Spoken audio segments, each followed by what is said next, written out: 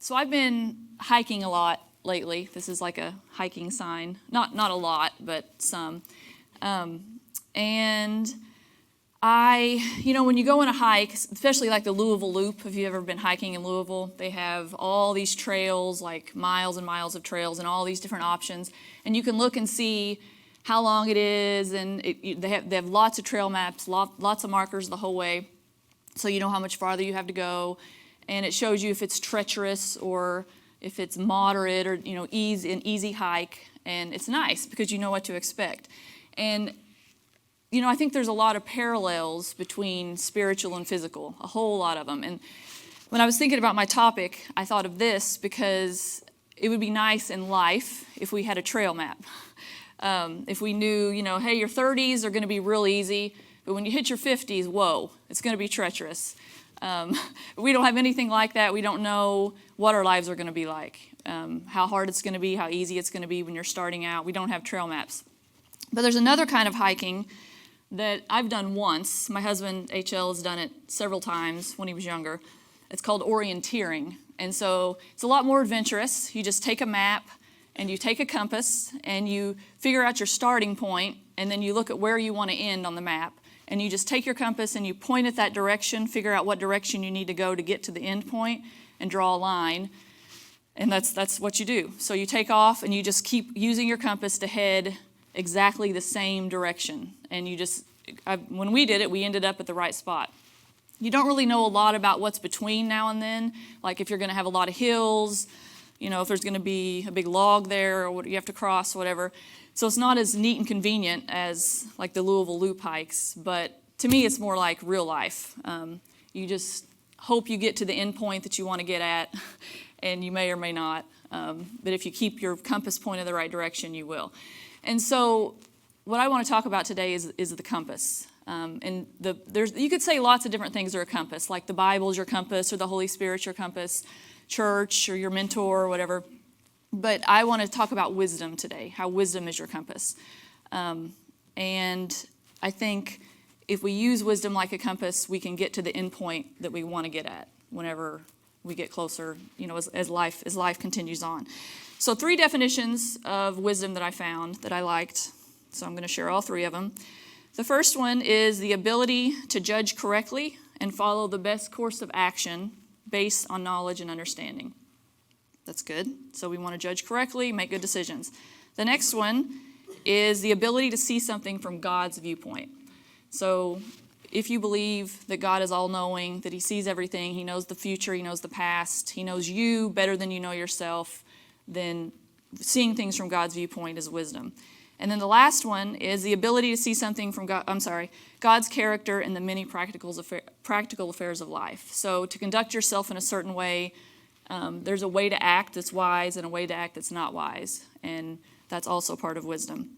So in the Bible, there's lots and lots of information about wisdom. And in preparing for this, I read, the book of Proverbs is kind of considered like the wise book. And Ecclesiastes has some good stuff in it too, but it's kind of depressing.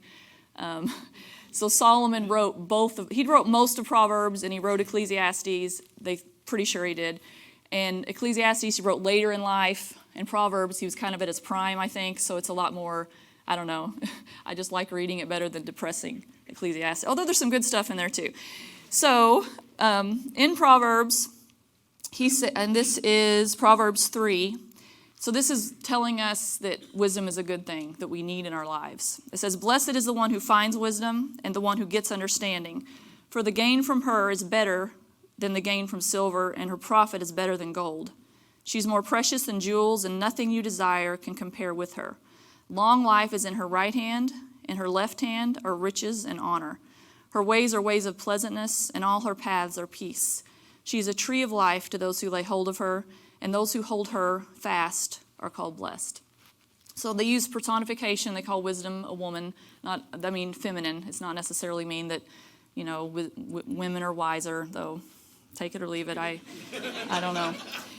But he does choose the feminine pronouns when he does this book. So, and then the next verse, it says, another one in Proverbs 16 says, "The one who gets wisdom loves life. The one who cherishes understanding will soon prosper. And also, how much better to get wisdom than gold, to get insight rather than silver. So wisdom is very, very good. And I don't, how much time do we spend thinking, I want to be wise, or I want to get wisdom? When we're in a tough situation where we need help, we might say, God, help me here, I need some wisdom, or we might get some advice. But I don't think a lot of us spend time really trying to be a wiser person. And I think it's something we should try to do more often. We should try to be wise. And if you consider yourself a Christian or a follower of God, then you should have wisdom in your life. And other people should look to you as a wise person. And that's something we should have as a goal, I think. And a lot of times, I don't think we do.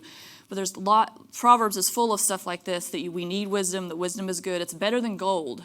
It's better than silver. If I told you guys that in this whole movie theater, not this room, but the whole thing, there was $1 million hidden somewhere, we would all look everywhere, and we would spend days, we'd take off work, we'd do whatever we could to find it. And they're saying that wisdom is better than that. It gives you a lot more return than money will ever give you. So it's something that we need to think about, I think, and to go after. So in reading Proverbs, some things stuck out to me, and that's kind of what I want to talk about today, is what I learned when I read it. I've read it many times, but this time I read it knowing that I was going to talk to you guys about wisdom, and so this is what I want to share. So the first, it says, the fear of the Lord is the beginning of wisdom. So that's the start. And when it says fear, it doesn't mean afraid. God doesn't want us to be afraid of him. So I did a little bit of research on the fear of the Lord. And, God wants us to be close to him, very, very close to him. And you don't want to be close to something that you're afraid of. You don't want to see God as somebody that's going to strike you down when you mess up, because that's not what God is like. A lot of people think that, but that's not his character, and that's not what he's like. The fear of the Lord is looking to him. It's respecting him. It's seeing him for who he is and acknowledging who he is. God, you're bigger than me, and I need you in my life. I need help. It's being in awe of him. It's knowing what he can do and just seeing that. And that's what the fear of the Lord is. There's lots of ways you can explain it, but that's the beginning of being wise, is seeing who you are, how small you are, and how much you need God in your life. And then the first characteristic of wisdom that I want to speak about is wisdom is humble. The Bible says, when pride comes, then comes disgrace. But with humility comes wisdom. When you become humble, you become wiser. You can't really be very wise, in my opinion, if you're arrogant and prideful. Wisdom and those things clash. They don't go together. You have to be humble to be wise. And to be humbled, a definition I found, if you humble someone, you make them give up their power, their independence, or their prestige. And we can do that to ourselves. We can humble ourselves. Humble means low. That's the word. That's what the definition of the Hebrew word. It means low. So we make ourselves low. And it doesn't mean you're like, I'm such an idiot, I can't do anything right. That's not what humility is. It's saying, I need help. I acknowledge that I'm not perfect. I don't know everything. I need help from other people, and I need help from God. That's what humility is. And that is part of being wise, is you have to be humble if you want to be wise. So here's some other verses about it and some specific things about being humble. Proverbs 10:8 says, the wise in heart accept commands, but a chattering fool comes to ruin. So accepting a command. If someone tells you to do something, a lot of times, I am anyway. I remember my dad, when I was younger, he'd say, just do it. Just do what I say. Stop talking about it and just do it. And I find myself saying the same things to my kids because they always have an excuse. People don't like to be told what to do, usually. It's just human nature. But to be humble, you have to accept commands and just shut up about it. Just do it. It doesn't mean you let someone boss you around all the time. It's also, you have to be balanced. You have to stand up for yourself. But you're not defensive if someone says, hey, would you mind helping me with this? You're like, why should I? Why should I listen to you? That is not humility, and that is not wisdom. Wisdom accepts commands. The next one, the way of fools seems right to them, but the wise listen to advice.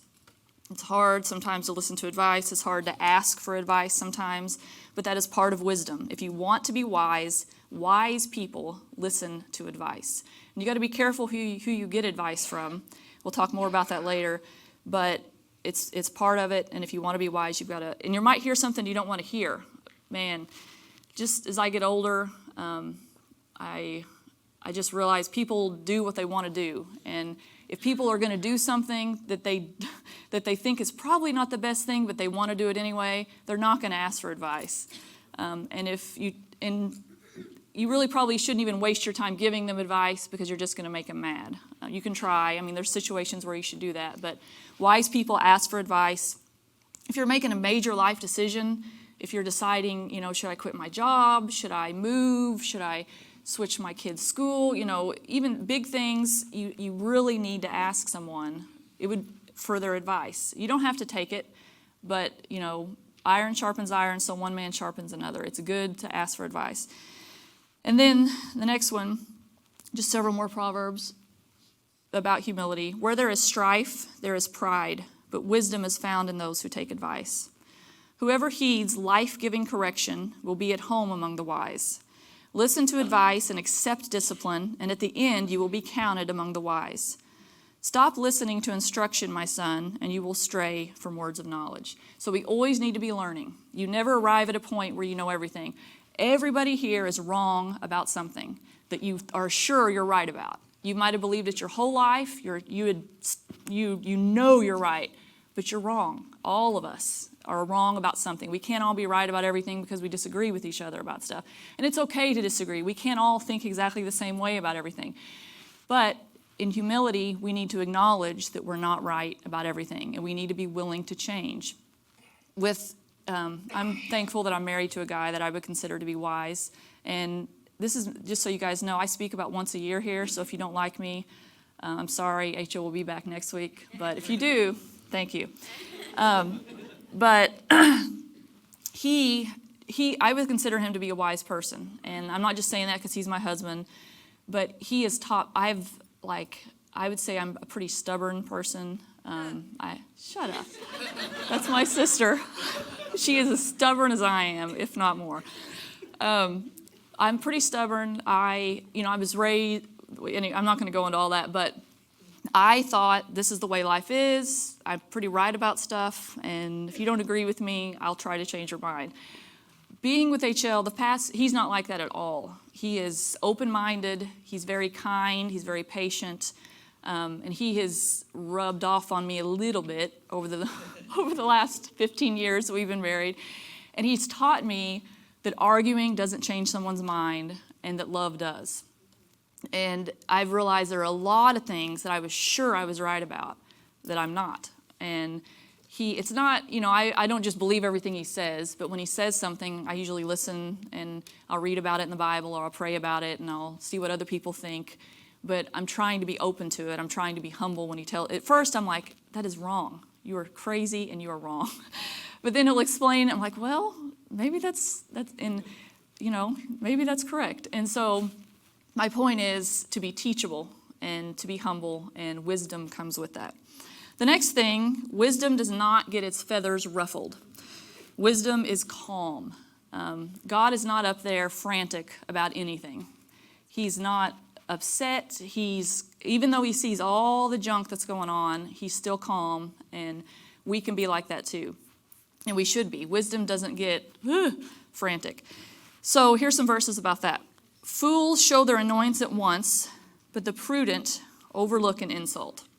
Hard to do. Someone insults you, especially like my kids. Someone insults my kids, or even corrects them a little bit. If someone's watching them for me and they say, and I'm like, that's my kid, don't talk. A lot of times I smile and say, oh, that's okay, but inside I'm like, ugh. Just because that's a mom. The same thing with myself. If someone, even like little things, which isn't necessarily an insult, but if I'm at a stoplight, the light turns green and I don't take off immediately and someone behind me honks, ticks me off.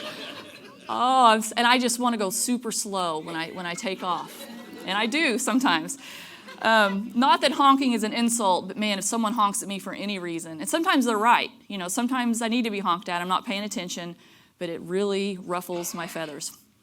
Some more verses. A person's wisdom yields patience. It is to one's glory to overlook an offense.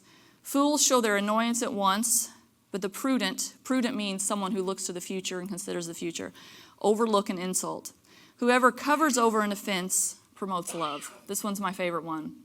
When someone insults you, you're not supposed to get mad about it. And one of the best books I've ever read is called Unoffendable. Oh, I need to read it every year. It is so good. But it just talks about how you shouldn't be offended about anything. And that's so hard. Oh my gosh. If someone says something to you, makes you mad, or someone's doing something you think they shouldn't be doing and it's offensive to you, but love covers over those things. And if you're wise and you use wisdom, you'll stay calm. And you might need to do something about it, but you can do it in a calm way instead of getting upset. A few more. Mockers stir up a city, but the wise turn away anger. Fools give full vent to their rage, but the wise bring calm in the end. And I really like this one. Calmness can lay great offenses to rest, and whoever has understanding is even-tempered. So calmness can lay great offenses to rest. A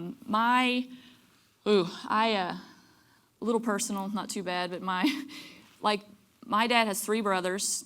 His dad had 2 or 3 brothers, I can't remember. His dad had brothers. When they died, none of them were speaking to each other. None of them. Mad. I mean, they got offended about something about, you came on my land when you weren't supposed to, I'm never talking to you again, and I'm not going to your funeral. So this has been like a generational thing. My great-grandpa, and none of them talk to each other, none of the men. So the women don't either. Next in line, none of the men of the brothers. When my grandpa died, his brother didn't come to his funeral, didn't even come visit him when he was dying of cancer. Just terrible. Pride, arrogance. They got offended, and they let that deep in their heart, and they just stuck with it. I'm not going to go see him, blah, blah, blah. That's just the way their attitude is. My dad and his 3 brothers, they're still talking because my grandma's alive, I think. We're praying, when she passes away, that they still talk. Honestly, it doesn't look good just because of their personalities.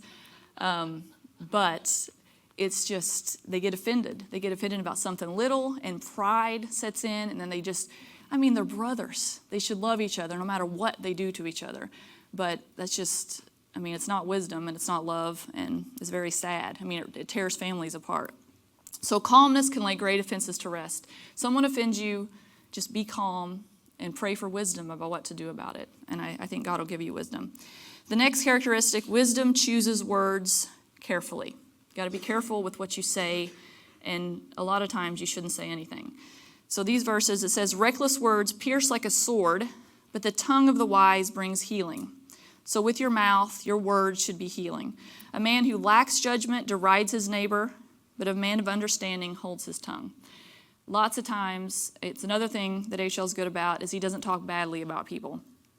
And sometimes I'll say something about somebody, not the just so-and-so did this or whatever, and then I'll feel bad about it. And even though they've never heard me, that person, I apologize to him, or to, not just him, but anybody. Like if I'm talking to my son or somebody in my family and I say, yeah, this person's kind of blah, blah, something derogatory about them, then I'll say, I shouldn't have said that about them, I'm sorry. And that's the Holy Spirit, that's God telling me I have no right to say that about that person. And even though I'm not saying it to them, when those words come out of your mouth, you're deriding your neighbor, and you're not supposed to do that. That's not wisdom. You should not speak badly about people, ever. Now you can speak, sometimes in counseling or sometimes you need to talk about, of course you need to talk about how you've been hurt or something someone's done to you, but not in a deriding way. You can do it without being a jerk. Next verse, a prudent man keeps his knowledge to himself, but the heart of fools bursts out folly. A lot of times you're in a conversation and you just want to tell your friend what so-and-so's done or what they've been doing, or, it's not gossip because it's the truth and you just want them to know, but keep your knowledge to yourself. More often than not, we shouldn't tell them. That's hard to do. A wise man's heart guides his mouth and his lips promote instruction. So you can look back at these verses. Your words should be healing. They should help people. They shouldn't make people look bad. That's wisdom. And then the one who has knowledge uses words with restraint. He who guards his lips guards his life, but he who speaks rashly will come to ruin. Too much talk leads to sin. This sums it up. Be sensible and keep your mouth shut. Anytime you talk a whole lot, you're probably going to say something you shouldn't say. And I know, it's fun to talk. I'm not saying you should never talk, but most people need to be more consider more what they're saying and what words are coming out of their mouth. Guard your lips, it says. Don't speak rashly. Use words with restraint. Words are powerful. When they come out of your mouth, they're out there. In my opinion, they kind of change the atmosphere. Like when I'm at home, I'm in a bad mood, and I say something I shouldn't say to my kids, I feel like it changes the whole course of my day sometimes. So you need to be careful with what you say. That's wisdom. A couple more. Fools find no pleasure in understanding, but delight in airing their own opinions.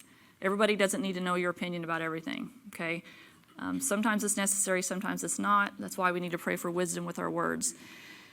And the last one, he who answers before listening, that is his folly and his shame.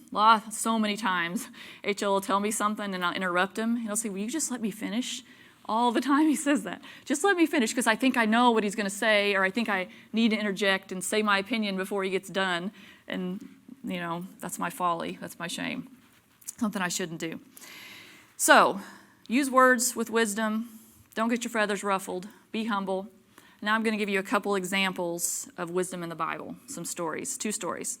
So King Solomon was considered to be the wisest man that ever lived. Soon after he became king, he succeeded his father David. God said he offered a lot of sacrifices to God, like 600 lambs or something like that. He just went all out. And he's like, God, I'm going to do this for God. I'm going to focus on God. And God said, okay, I'm going to give you something. What would you like? And he said, I want wisdom. And he could have asked for money. And because he asked for wisdom, God gave him money. And he's also one of the richest people that ever lived. But he was also one of the wisest. And so that's why, he wrote a lot of Proverbs. So an example of this, when 2 women came to him with a baby, and one of the women was crying, and she said, this woman stole my baby. She said she turned over, she was sleeping with her baby and rolled over in the night, and she suffocated her child, and she stole mine. And the woman said, no, she's lying. This is my child. This is not her child. They couldn't do DNA tests back then, so how's he supposed to know? So he says, okay, cut the baby in half, give half to you, that way you each get some. And the woman who didn't have the baby said, no, let her keep him. I don't want the baby hurt. Please let her keep the baby. And the other woman said, sure, go ahead. So he knew then who the mother was, because the mother would rather give up her baby and have it live than have it killed. The other mother didn't care. Come on. What kind of wisdom is that? And so the Bible says, when all Israel heard the king's decision, the people were in awe of the king, for they saw the wisdom God had given him for rendering justice. God can do the same thing for you. He can give you wisdom to help other people. And that's why one of the biggest reasons we have wisdom is to help other people. Another example, he's always had crowds around him, and the Pharisees, who were like the priest, the very holy people that everybody looked up to as being the ones who knew everything, brought this woman to them who was caught. They brought this woman who was caught in adultery to Jesus, and I think they kind of dragged her and threw her before Jesus and told her she was caught in adultery. The law says we have to stone her. What do you think about it? They were trying to trick him. And Jesus said, he started writing on the ground. We don't know what he wrote, but he said, if any of you has never done anything wrong, you can throw the first stone at her. And they all kind of got quiet, and they eventually walked away. That is wisdom. It is just amazing what he did. And there's tons of examples like that. And Jesus, of course, was full of wisdom. And if you follow Jesus, you have his spirit inside of you, and you can have the same wisdom. You probably aren't going to have a situation like that about cutting a baby in half or a woman in adultery deciding what to stone her or not. But there's lots of situations in your life where you need wisdom, and you can have the same kind. So, real quick, how do we get wisdom? Practically, what can we do? First of all, we need to realize that it's a gift. It's not something you earn. The Bible says that wisdom is a gift from a generous God, and every word he speaks is full of revelation and becomes a fountain of understanding within you. It is a gift. Just everything we get from God is a gift. We don't earn it. So you might think, someone, they've gone to church every day, every week since they were 5 years old. They've always given in the offering, blah, blah, blah. So they might think, God's going to give me more wisdom because I'm a better person. God is not like that at all. God does not show favoritism. You can be a drug addict who has killed someone and you're sorry for it and you're asking God for wisdom, and he will give you wisdom every much as he would give someone who's never done anything like that, because God doesn't show favoritism. It says he's a generous God, and in James 1:5 it says, if any of you needs wisdom, ask God, who gives generously to all without finding fault. That's what it says specifically. He gives generously to all. So wisdom's for everybody. We can all have it, and he wants us to have it. He wants us to have wisdom. He doesn't want us to be lost without a compass. He wants us to know what to do in situations. And then this one, it says, does not wisdom call out? At the crossroads, she takes her stand. And there's lots of verses where it says, I called to you over and over, and you didn't listen to me. I cried out to you, but you ignored me. And wisdom is like that. She's at the crossroads where the paths meet, where you don't know where to go. Wisdom is there. It says she stands on the hills and calls out. She's not hiding, but you have to want to hear it. You have to want to know what God's saying. You have to want wisdom to be able to get it. So we have to seek it also. It's kind of a balance. It's like you have to be turned into the right frequency. There might be something there, but if you're not listening for it, you're not going to hear it. So this verse says, my son, if you accept my words and store up my commands within you, turning your ear to wisdom and applying your heart to understanding, indeed, if you call out for insight and cry aloud for understanding, and if you look for it as for silver and search for it as for hidden treasure, then you will understand the fear of the Lord and find the knowledge of God. For the Lord gives wisdom, and from his mouth come knowledge and understanding. So accept my words, store up my commands, turn your ear, and apply your heart. It's not like we have to go run a marathon. We don't have to, give all our money away. We have to want it and go look for it, and then you'll have it. I believe that. So you also have to train your heart to listen. And sometimes that's hard. A lot of people I've heard say, God doesn't talk to me. I've never heard God talk to me. And he does. I believe God talks a lot, but it is usually just a small thought in your head. And if you don't learn to recognize that, you'll never know it. But if you want God to talk to you and you want him to give him wisdom, you just have to train your ear to listen. And ask him, God, help me. I don't really hear you talking. I don't really recognize your voice. Read a book about it. Ask someone who you feel like hears from God a lot, how they hear from God. Learn about it. Get wise. And he will talk to you. I absolutely believe that. And then you've got to read. If you hate reading, I understand. So listen to something in your car. If you really don't want to read, I think everybody should learn to like to read if they don't. But it's get an Audible account or whatever with Amazon. Because when you read Proverbs, there's 31 Proverbs.